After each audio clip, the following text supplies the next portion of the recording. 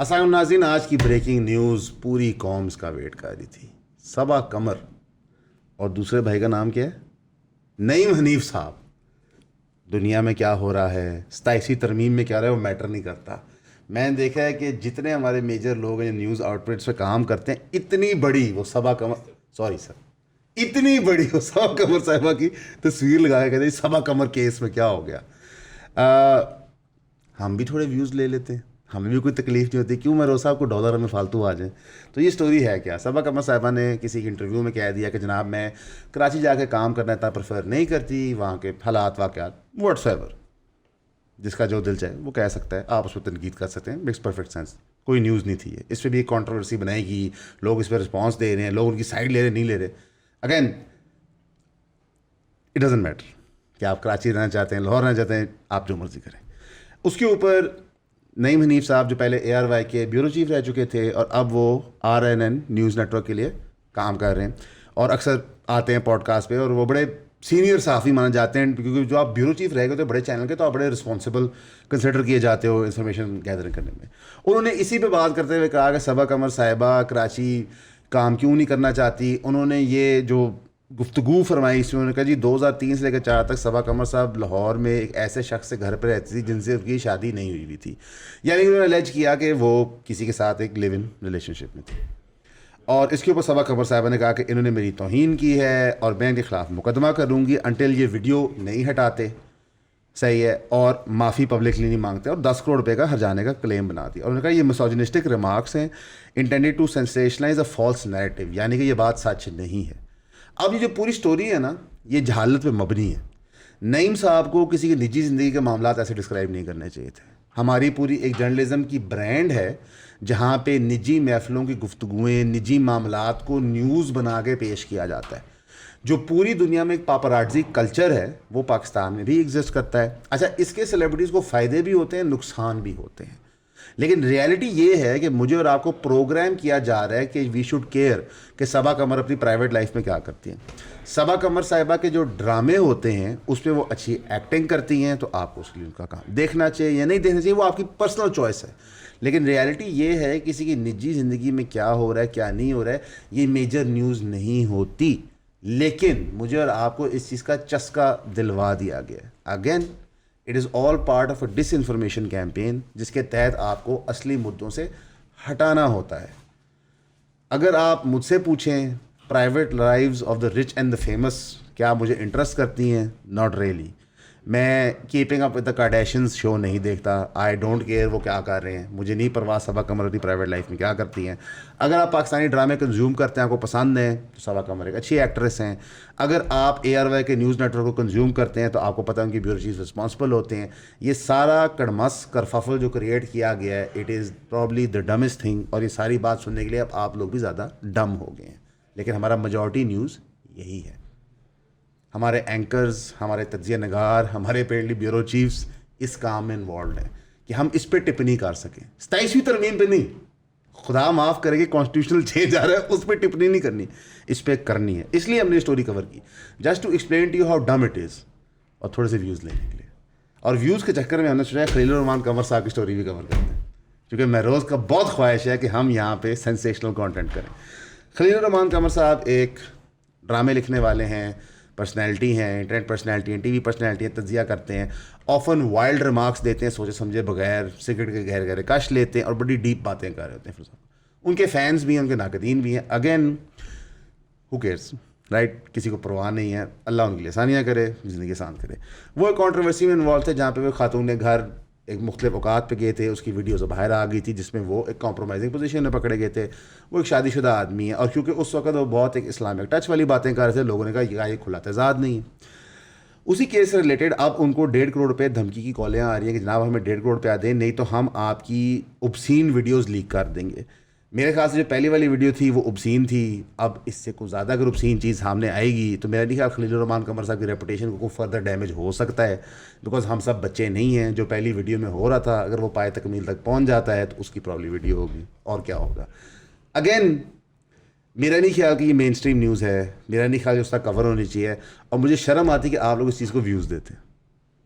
मैं एक्चुअली यहाँ पे गिला करना चाहूँगा जो कई यूट्यूबर्स और इन्फ्लुएंसर्स और टीवी होस्ट करते हैं कि मैंने 28 बुक्स के रेफरेंस दिए थे अपनी वीडियो में, लेकिन फिर भी आप मुझे व्यूज़ नहीं देते। तो थोड़ा सा ये दुख इसलिए होता है बिकॉज इसलिए नहीं कि आप हमें व्यूज़ नहीं देते, वो मैटर नहीं करता, व्यूज़ मिलना ना मेरे आप कंट्रोल में है। कोई वीडियो वायरल क्यों होती है हमें आज तक नहीं पता चला, 3 साल में हमें तो नहीं पता, होगी तो होगी, नहीं हुई तो नहीं हुई। लेकिन रियलिटी ये है कि मुझे दुख ये होता है कि हमारा एपेटाइट ये बन गया। जिस तरह अमेरिका में डायबिटीज़ का एपिडेमिक है, उनकी कौम का एपेटाइट बन गया शुगर को कंज्यूम करना, उनके जेनेटिक कोड में ये चीज़ आ गई कि हमने करना ही करना है। और मुझे लगता है कि हमारा एपेटाइट बन गया इस तरह की सेंसेशनल न्यूज़ कवर करने के लिए। ये कलेक्टिवली चीज़ हमें डमर बनाती है। अब इसी सारी ड्यूरेशन के दौरान मैं एक और न्यूज़ स्टोरी बताता हूँ जो एक्चुअली क्रिटिकल है हमारे ह्यूमन राइट्स को। Asset reference case Khurshid Shah साहब का डिसमिस हो गया है सिंध के अंदर। वहाँ पे जो नैब ने केस उनके खिलाफ फाइल किया था, सिंध की assembly speaker Syed Awais Qadir Shah, MP Syed Farooq Shah और खुर्शीद साहब के खिलाफ, वो अब डिसमिस हो चुका है। जो प्रोविजनल रेफरेंस था वो 1.23 अरब का था, यानी 1.23 अरब 2019 में। फाइनल रेफरेंस 190 मिलियन का फाइल हुआ 6 साल बाद। डिफेंस ने आर्ग्यू किया कि सारे एसेट डिक्लेयर हैं FBR में इलेक्शन नॉमिनेशंस, और 70 मंथ डिले के बाद नैब के वारंट क्लोज हो गए। अब होता क्या है कि जब हम मुकदमात बनाते हैं हम तब भी खच मारते हैं, फिर जब मुकदमात क्लोज करते हैं तो तब भी आपको नज़र आता है कि clearly power politics at play थी। जिस टाइम मुकदमात बनाए गए उस वक्त एक और सियासी जमात यानी PTI का अरूज था, उन्होंने इस्तेमाल किए पावर मुकदमात बनाने के लिए। आज जब दूसरी सियासी जमात PPP का अरूज है, उन्होंने मुकदमात बंद कर दिए। असली सवाल ये है कि क्या मुकदमात में सच्चाई थी कि नहीं। सारे सियासतदान जब किसी पे मुकदमे बनाते हैं तो कहते हैं जनाब इससे ज़्यादा करप्ट आदमी कोई नहीं था। जब वो बंदा इक़्तिदार में आके बरी हो जाता है वो कहते हैं जनाब देखा मैं सुरखरू हो गया। यानी कि मेजर आपको ये डेली बेवकूफ़ बनाते हैं।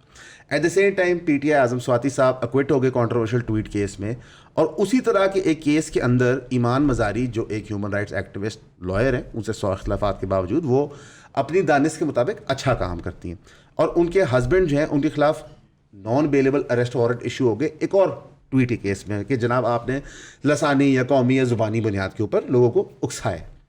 यानी कि कानून जो है हमारे आगे पीछे जिसने इंश्योर करना है कि हमारे राइट्स नहीं ख़त्म होते, वो किस तरह इस्तेमाल किया जा रहा है। यानी कि पाकिस्तान में सर्वाइवल का एक ही मॉडल है, आप सियासतदान बन जाएं, आप ब्यूरोक्रेट बन जाएं, आप आर्मी में चले जाएं, या आपको बहुत बड़े करप्ट बिजनेसमैन बन जाएं, तब आप कानून को इस्तेमाल कर सकते हैं, वरना कोई तरीका नहीं। अब ईमान मज़ारी और हादी की क्योंकि सोशल मीडिया फॉलोइंग बड़ी है, लोग उनके हक़ में बात करते हैं, तो उनका फिर भी बच बचाव का मामला हो जाता है। लेकिन लाखों लोग हैं पाकिस्तान में जिनके पास ये नहीं है। हर सूबे के अंदर इस तरह की कौमें एग्जिस्ट करती हैं, इस तरह के लोग जिनके पास प्रोटेक्शंस नहीं है, उनके साथ दिन दहाड़े जुल्म होता है। और फिर सबसे ज़्यादा दुख क्या होता है कि जब TLP जैसे कंट्रोवर्शियल ग्रुप्स की बात होती है या PTI को कंट्रोवर्शियल बना हुआ है, जब उनके साथ जुल्म होता है लोग सेलिब्रेट करते हैं। हम ईमान मज़ारी के खिलाफ जो जुल्म और बर्बरियत हो रही है, उनके मियाँ के ख़िलाफ़ हो रही है, उसको उतना ही बुरा समझते हैं जितना TLP के खिलाफ जुल्म और बर्बरियत हुई है, क्योंकि असूल सेम होता है। और अनफॉर्चुनेटली हमारे कोर्ट्स जो हैं वो इस वक्त totally one sided favouritism play करना चाह रहे हैं ताकतवर लोगों के लिए, और ये सच्चाई हमारे कोर्ट्स की काफ़ी देर से है। 26वीं तरमीम ने इसको और सीमेंट कर दिया, 27वीं तरमीम इसको और सीमेंट कर देगी। हमने कुछ दिन पहले वीडियो में आपको समझाया था 27वीं तरमीम में क्या प्रपोज चेंजेस हैं, उस पर क्या लोग बातचीत कर रहे हैं। अब हम आपको बताते हैं ये पास कैसे होनी है, क्योंकि ये पास होनी है, इसके ख़िलाफ़ मुश्किल ही कोई एहतजाज हो। 27वीं तरमीम को पास करने के लिए नेशनल असेंबली में 224 वोट चाहिए होते हैं। इस वक्त जो रूलिंग कोalition है उसके पास 237 सीटें, जिसमें से PMLN के पास 125 सीट है, PPP के पास 74 है, MQMP के पास 22 है, PMLQ के पास 5 है, IPPP के पास 4 है, और 1 member each from Pakistan Muslim league या बाप पार्टी जो बलोचिस्तान अवामी पार्टी है, और नेशनल पार्टी, और इंडिपेंडेंट सीटें 5 हैं। ये कुल मिला के सारे वोट हैं। यानी नेशनल असेंबली का मरहले में ये पास होते हुए हमें नज़र आ रही है। थोड़ा बहुत तगोदाव होगा, थोड़ा बहुत आंख मचोली गेम होगी कुछ शराइत के ऊपर, लेकिन मोर और लेस ये क्लियर हो जाएगा। अब सेनेट में आपको 2/3 मेजॉरिटी चाहिए, जो 64 वोट बनते हैं। रूलिंग अलायंस के पास 61 वोट हैं। कितने? 61। ऑपोजिशन के पास 35 हैं। लेकिन अगर JUIF और ANP के सेंटर सपोर्ट करें तो 3 वोट वहाँ से मिल जाते हैं। अब गेम क्या है? बेचारे जो ऑपोजिशन के MNAs हैं उनका तो रेट नहीं लगेगा, लेकिन जो ये ऑपोजिशन में बैठे सेनेटर हैं इनका रेट अच्छा लग जाएगा, क्योंकि 3 की रिक्वायरमेंट है। और ये हमारे पार्लियामेंट्स की रियलिटी रह चुकी है। 26वीं की तरमीम हमने देखा कि इन्होंने बंदे गायब किए ज़बरदस्ती के। 27वीं में इनको ये करना नहीं पड़ेगा। सेनेट में देखते हैं क्या पैसे पूसे चलते हैं, वो भी हम आपको रिपोर्ट कर देंगे। तो 27वीं तरमीम फेयरली पास होते हुए नजर आ रही है। अब इसका एक फर्जी कंसेंसस बनाने के लिए शहबाज शरीफ साहब दोबारा मुज़ाकरात कर रहे हैं। उन्होंने याद सादिक साहब को डायरेक्ट किया कि आप पार्लियामेंट में इसके लोगों को लॉबिंग शुरू कर दें, क्योंकि कोई भी बिल पेश करने से पहले इनफॉर्मली लॉबिंग होती है बिल की। पार्लियामेंटेरियंस आपस में मिलते हैं, बिल को डिस्कस करते हैं, लोग अपने तहफ़्फ़ुज़ात बताते हैं, लोग उनके जवाब देते हैं, so on and so fourth. ये वाला प्रोसेस स्टार्ट करें और राना सनाउल्लाह साहब के बकौल ख्वाजा आसिफ साहब के बकौल अगले हफ्ते ये चीज़ सामने आ जाएगी। आप लोगों की सपोर्ट की वजह से आज हम यहाँ पे हैं। आप लोगों की सपोर्ट की वजह से हम ये कंटेंट बनाते रहते हैं। आप लोगों की सपोर्ट हमें चाहे इनबॉक्स DM की मद में है, चाहे वो कमेंट की मद में है, या स्पेशली 3000 रुपये की सब्सक्रिप्शन की मद में है, हमारे काम को बहुत आगे लेके जाती है। हमें किसी प्लेटफॉर्म की तरफ से कोई सपोर्ट नहीं है। आपके सामने हमारा चैनल डिमोनेटाइज हुआ है, 1 दफ़ा नहीं 2 दफ़ा। उसकी वजूहत भी हमने आपको बताई हैं। डिमोनेटाइजेशन या फिर किसी की आवाज़ बंद कर देना बहुत गलत है, चाहे वो किसी भी इशू पे बात कर रहा हो। फ्रीडम ऑफ स्पीच के साथ खड़े हुए और हमें 3000 रुपये की सब्सक्रिप्शन प्रोवाइड करें। हमने ऑलरेडी ज़्यादा कंटेंट प्रोड्यूस करना शुरू कर दिया अपने पेड सब्सक्राइबर्स के लिए, और हमारी इवेंचुअली कोशिश होगी कि जो हमारा आधा कंटेंट है वो पेड सब्सक्राइबर्स के लिए ही हो। तो ईऑन फैमिली का पार्ट बने, 3000 रुपये दें, सब्सक्राइब करें। ख्वाजा आसिफ साहब ने तो इवन ये कह दिया कि जनाब जो पूरा प्रोसेस है वो म्यूचुअल कंसल्टेशन से होगा, और आर्म्ड फोर्सेस लॉ यानी कि आर्टिकल 243 के ऊपर ख़ास तवज्जो दी जा रही है कि इसके बारे में हमने क्या करना है, क्योंकि बेसिकली 27वीं तरमीम इसी के लिए है। अब बाकी सियासी जमातें अपनी अपनी जस्टिफिकेशन सामने रखना शुरू कर रही हैं कि वो 27वीं तरमीम जो मेरे ख्याल से डेथ ऑफ डेमोक्रेसी है, उसकी जस्टिफिकेशन क्या बना रहे हैं। MQMP क्या कह रही है? MQMP कह रही है कि जनाब हम 27वीं तरमीम के साथ है, क्योंकि स्ट्रॉन्गर लोकल गवर्नमेंट के इलेक्शन होने चाहिए और उनकी लीगल क्लैरिटी होनी चाहिए। ये वही लॉजिक है जिन्होंने 26वीं के बाद दी थी। हो गए स्ट्रॉन्गर लोकल इलेक्शंस? नहीं। पंजाब में तो ये पता चल रहा है कि अब जो लोकल बॉडी इलेक्शन होंगे नॉन पार्टी लाइन्स पे होंगे। तो क्लियरली 26वीं के बाद नहीं तो 27वीं के बाद क्यों होगा। लेकिन उनको ये बातें करनी होती हैं ताकि वो अपनी कंस्टिट्यूंसी को चूरन बेच सकें कि हम ये इसलिए लेके आ रहे हैं ताकि हम आपके वोट को ज़्यादा एहतराम कर सकें। एज इफ MQM ने कभी वोटों को एहतराम किया। बोरियों की बात नहीं, वोटों की बात हो रही थी। सही। तो MQM ने यह दे दिया। डॉक्टर फारूक सत्तार साहब कहते हैं कि एम्पावर्ड लोकल गवर्नमेंट क्रूशल है पाकिस्तान को चलाने के लिए। 28वीं अमेंडमेंट प्रोविंशियल ऑटोनॉमी इंश्योर करती है, 27वीं अमेंडमेंट लोकल ऑटोनॉमी और डेवोल्यूशन ऑफ पावर इंश्योर करेगी। 27वीं अमेंडमेंट के अंदर एक सुपर स्ट्रक्चर बनाया जा रहा है जुडिशरी का, और 27वीं अमेंडमेंट के अंदर unforeseen like almost absurd level of powers दिए जा रही हैं एक मिलिट्री लीडर को, और इससे आप कह रहे हैं डेवोल्यूशन ऑफ पावर होगी। आप कहते हैं लोकल बॉडी को पावर देने, और भाई पहले पार्लियामेंट को तो पावर दे दो। लोकल बॉडी तो बहुत बाद की बात है, ठीक। लेकिन उन्होंने ये कहा। JUIF कंसल्टेशन के लिए सेनेटर फैसल वाडा साहब के। अब सेनेटर फैसल वाडा साहब किन को रिप्रेजेंट करते हैं आप सबको मुझे पता है। वहाँ पे क्लॉजेज ऑफ 27वीं तरमीम और नेशनल स्टेबिलिटी की बात हुई। वाडा साहब ने बार बार क्लेम किया कि रूलिंग कोalition के पास सफिशिएंट नंबर्स हैं, तो मौलाना साहब ज़्यादा बहस ना करें, आप इसमें आ जाएं। उन्होंने बार बार कहा 28वीं तरमीम रोल बैक नहीं हो रही, सिर्फ कंसल्टेशन के थ्रू उसमें कुछ रिव्यूज़ किए जा रहे हैं। और उन्होंने कहा आर्टिकल 243 कवर करता है ग्राउंड साइबर इकोनॉमिक डिफेंस। अब ये इकोनॉमिक डिफेंस आपने लफ्ज़ याद रखना है। पूछें क्यों? SIFC में ना सेंस नहीं बनती थी पहले कि हमारे चीफ साहब बैठे। क्यों हम SIFC को 2-3 साल हो गए हैं, जब से चैनल शुरू हुआ तब से SIFC है। कोइंसिडेंस? तो SIFC के बारे में हम यही कह रहे थे कि जी सब समझ आता है, बिल्कुल होना चाहिए। स्पेशल एक्शन प्लान कमेटी क्यों ना हो, चीफ ऑफ आर्मी स्टाफ इसमें क्या कर रहे हैं, हमें इसकी सेंस नहीं समझ आती थी क्या कर रहे हैं। तो इकोनॉमिक डिफेंस के जवाब को बनाया जा रहा है। उन्होंने कहा हमें स्ट्रेंथन करने की ज़रूरत है आर्म्ड फोर्सेस को, वही सिक्योरिटी स्टेट नैरेटिव। इसका मतलब है कि पाकिस्तान ने डिसाइड कर लिया कि हम एक हार्ड स्टेट है, नॉट इंटरनली एक्सटर्नली भी। हम इंडिया के साथ एटीट्यूड क्या रखेंगे, उनके प्रॉब्लम्स की रिजॉल्विंग को हम अफगानिस्तान के साथ रखेंगे, ईरान के साथ क्या रखेंगे। और इसी तर्ज में जो PTI है वो Aahista Aahista main stream decision making से बहुत पीछे हट गई। इनफैक्ट इमरान खान साहब ने जो डायरेक्टिव दिया था कि अचकज़ई, असद कैसर, राजा नासिर अब्बास ही क्या कहते हैं, सॉरी महमूद खान अचकज़ई, अलामा राजा नासिर अब्बास ऑफ तरीक़े तहफ़्फ़ुज़ आईन पाकिस्तान ही होंगे जो मुज़ाकरात करेंगे इन द फ्यूचर। वो अब मुज़ाकरात कर रहे हैं मौलाना फजल रहमान से, लेकिन आई डोंट थिंक उनके पास मौलाना साहब को देने के लिए कुछ भी है। ऐसी क्या चीज़ आप JUIF को ऑफ़र करेंगे एज PTI या एज ऑपोजिशन जिसके तहत वो तरमीम में शामिल ना हो। अच्छा बाय द वे इसके अंदर भी ये भी चीज़ याद रखना, मौलाना साहब अगर नहीं शामिल होते तो और MNAs हैं PTI के जो ख़रीदे जा सकते हैं या उनको ज़बरदस्ती करवाई जा सकती है, जिस तरह 26वीं तरमीम के बारी कराया गया था। तो यानी कि ये ना सोचिएगा कि JUIF को ऑन बोर्ड लेके आप इस तरमीम को रोक सकते हैं। इस तरमीम को रोकने के लिए अमार अली जान साहब ने, जो एक प्रोग्रेसिव सोशल एक्टिविस्ट हैं, कि हमें एक्चुअली मैसेज चाहिए जो खड़े हुए कहेंगे ये गलत हो रहा है। सिविल सोसाइटी, पॉलिटिकल जमातें ये इकट्ठी होकर कहें ये गलत हो रहा है, तब जाए को फ़र्क पड़ेगा। PTI के MNAs कुछ नहीं कर सकते इस वक्त। और जितनी वो कॉम्प्रोमाइजिंग सिचुएशन बन चुकी है, हमने पूरा अली मीन गंडापुर साहब का टेन्योर देखा कि KPK एक टूथलेस टाइगर की तरह फेडरेशन को धमकियाँ देता था, बट एक्चुअली हैंड ग्लव होता था। अब जो नए CM साहब आए हैं उनकी मुलाकात ही नहीं करवाई जा रही अभी तक। वो आज दोबारा शायद फिर अटैम्प्ट कर रहे हैं मुलाकात करने के लिए, लेट्स सी क्या होता है। तो मुझे नहीं लगता कि 27वीं तरमीम रुकेगी, जितना शॉर्ट ड्यूरेशन उसमें रह गया। मगर विद इन मेरे ख्याल से 1 या 2 वीक्स ये सामने आके पास हो जाएगी। इंटरनेशनल गरीदा फ़ारूकी साहिबा एक सीनियर जर्नलिस्ट हैं, उन्होंने कहा जी मुझे नहीं समझ आता कि PTI ड्राफ्ट देखे बगैर कैसे इसको रिजेक्ट कर रहा है। यानी कि उन्होंने ये बताया कि PTI वाले कितने जाहिल हैं। PTI ने बगैर ड्राफ्ट को देखे, बगैर पढ़े, बगैर डिबेट किए पार्लियामेंट में ला रही है हुकूमत, इसको रिजेक्ट कर दिया। तो बगैर देखे आप रिजेक्ट कैसे कर सकते हैं? जिस तरह से बगैर देखे आप लोग वकालत कर रहे हो उसकी। इससे फैसल चौधरी साहब ने एक ऐसा जवाब दिया जो मेरे ख्याल से हिस्ट्री में लिखा जाना चाहिए। उन्होंने कहा कि वो उसी तरह इसकी मुखालफत करें जैसे आप गरीदा फ़ारूकी साहिबा इसकी एडवोकेसी कर रही हैं। उन्होंने गरीदा फ़ारूकी साहिबा को किस चीज़ के लिए मजबूर किया? या तो आप क्लेम करें कि आप ये पढ़ चुकी हैं, जो मार्केट में अभी नहीं आया, तो आपके पास कैसे आ गया? क्योंकि हमारे यहाँ जर्नलिज्म किस बुनियाद पर की जाती है, सिखाई जाती है।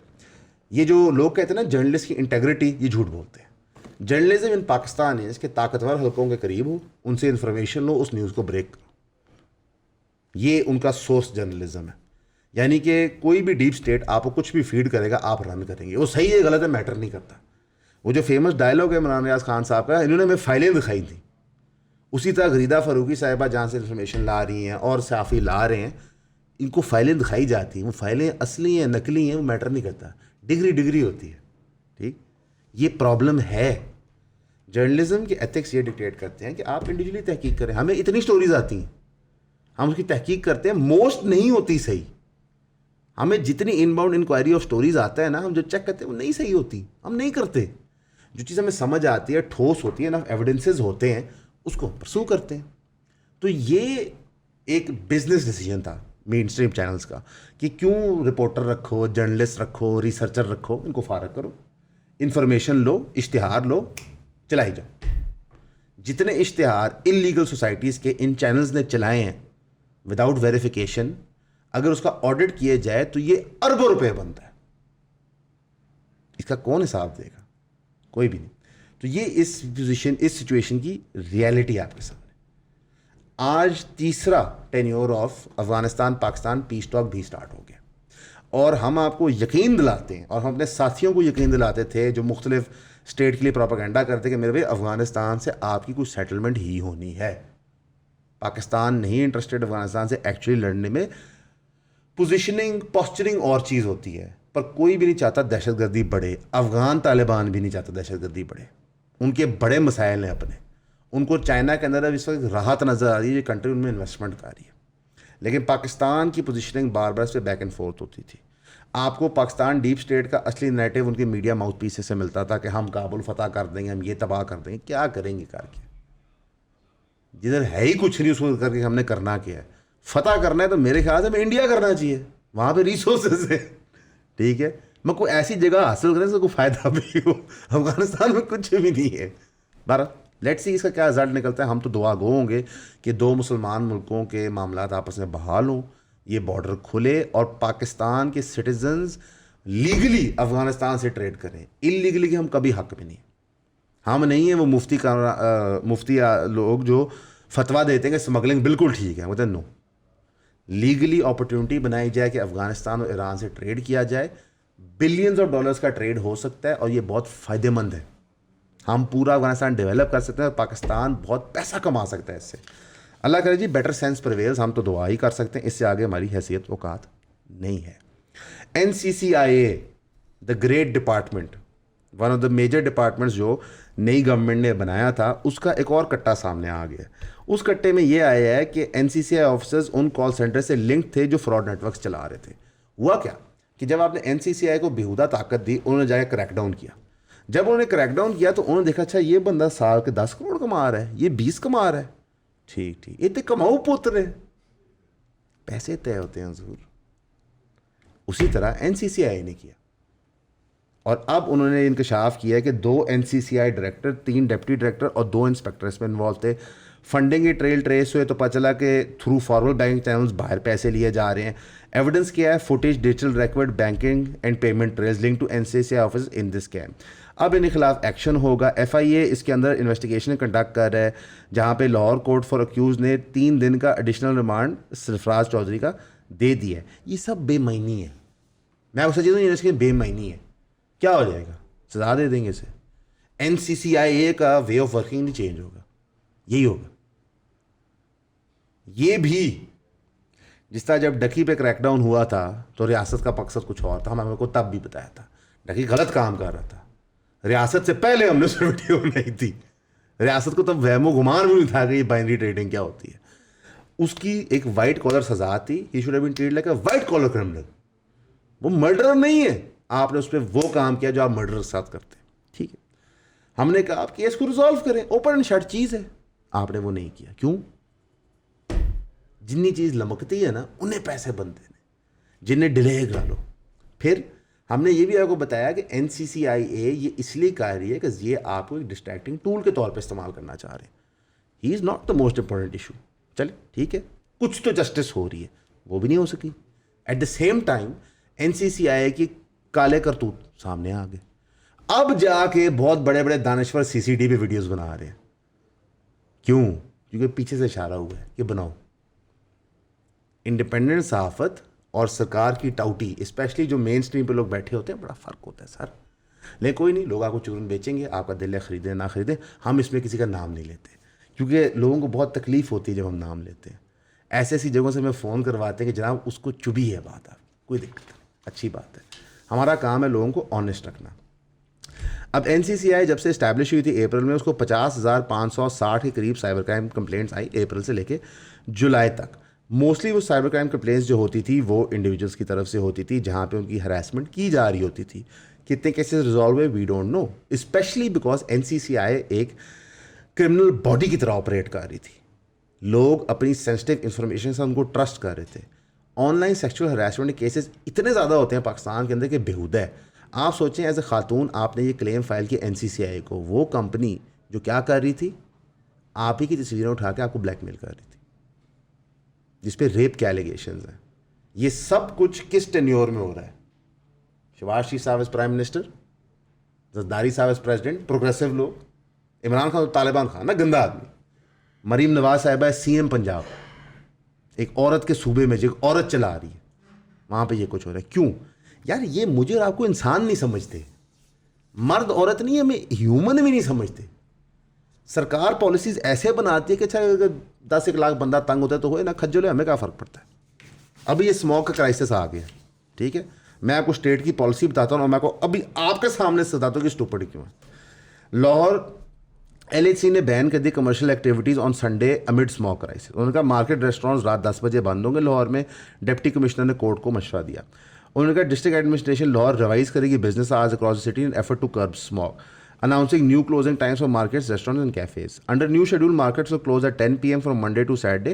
On Sundays, markets will operate from 2 p.m. to 10 p.m. Restaurant cafes must shut by 11, while on Friday, Saturday and Sunday, they will be allowed to stay open until midnight. Home delivery services रात 2 बजे तक है. Essential services, medical store, tandoors, milk shops, hospital, laboratory, petrol pumps and puncture shops exempted. This makes sense. Administration ने warn किया कि हम ये बहुत सख्त करेंगे और हम बिल्कुल भी इस पर कॉम्प्रोमाइज़ नहीं करेंगे। या आपने कर दिया, ओके। इस पूरे टेन्योर में आपने लाहौर शहर फिरना है और देखना है कौन सी दुकानें इस टाइम के बाद खुली हुई हैं, पैसे सेट जी। आपने लाहौर के बाहर जाना है, देखनी कौन सी फसलें जल रही हैं, पैसे सेट है। ये हाल है हमारे सिस्टम का। इंटरेस्टिंगली इनफ, इनमें से किसी ने ये एड्रेस नहीं किया कि ये बंद करने से स्मॉग कितना कम होगा। नहीं होगा। एक एरिया का जो ट्री कवरेज होता है ना, उसका थ्रेशोल्ड होता है हवा को साफ़ करने का। लेट्स से एक दरख्त एक गाड़ी को साफ़ करता है उसके पोल्यूशन को। ये ऑब्वियसली ट्रू नहीं है, लेकिन लेट्स से ये मैथ्स है उसकी। इस वक्त जितनी गाड़ी मौजूद है जो ऑपरेट होती है एसेंशियल्स के लिए, आप संभाल नहीं सकते। तो आप मुझे बताएं, क्या सरकार ने कोई सिस्टम डिवाइस किया है टू रिलीव दिस प्रेशर? नहीं। आपकी जंगला सर्विस नहीं कर सकी, आपकी इलेक्ट्रिक ट्रेन जो आप अपेरेंटली ला रहे हैं ट्रैम्स, वो भी नहीं कर सकेंगी। क्यों? बिकॉज पब्लिक वेंचर के अंदर ये चीज़ें ऑपरेट नहीं करती। इन एक्चुअलिटी आपको प्राइवेट वेंचर में ये ट्रांसपोर्ट सिस्टम्स चाहिए होते हैं, तो आप ये नहीं कर सकेंगे। ठीक, फिर आपने जो पूरा चेक किया EPA की तरफ से गाड़ियों के एमिशन में, उसमें डीजल गाड़ियां थी ही नहीं। और फिर सबसे बड़ा आपका स्मॉग का जो एक मसला है, आपके फ्यूल का है कि जो फ्यूल क्वालिटी आपको मिलती है, जो एमिशन वो छोड़ता है, वो बहुत डिफरेंट है। कोई फर्क नहीं पड़ेगा स्मॉग को इन चीज़ों से। बाय द वे, ये सारे इकदाम कब लिए जा रहे हैं? जब हमने करोड़ों रुपए खर्च किए स्मॉग गन्स लेने पे। ठीक है कि जी इससे सब ठीक हो जाएगा, तो सरकार इधर ही पैसा खर्च करिए, इधर ही पैसा खर्च करिए, इधर ही पैसा खर्च करिए, और बिजनेस को तंग भी कर रही है। कहाँ जाएंगे हम? सरकार को नहीं परवाह, आप जहाँ मर्जी जाएं। ओवरऑल हम देखें तो इस वक्त रियासत जो है वो टोटल स्टेट ऑफ कन्फ्यूजन में है। 27वीं तरमीम is the only priority that they have. बाकी सब दकियानूसी है, सब इरेलेवेंट है, सब आंखों में धूल टाइप सिचुएशन है। अल्लाह करे जी, हम दुआ गो हैं कि कुछ हुक्मरान हदायत हासिल करें, बेहतरी की तरफ जाएं, और कुछ हम ऑडियंस से दुआ गो हैं, और उन सहाफ़ियों से दुआ गो हैं, उन अदाकारों से दुआ गो हैं कि अपनी प्राइवेट लाइफ मत उछालें प्लीज़। इस कौम को इम्पॉर्टेंट इश्यूज़ पे स्टिक करने दें। 27वीं तरमीम की बारी और 26वीं तरमीम की बारी, हमारा ये ख्याल है कि हर TV चैनल, हर टॉक शो, हर इंटरनेट पर्सनैलिटी को इसी की बात है, यार मेरी और आपकी लाइफ इससे अफेक्ट होती है। हमारे लिए दुआ कीजिएगा, हम आपके लिए भी करेंगे। हमेशा की तरह आपका सुनने का शुक्रिया।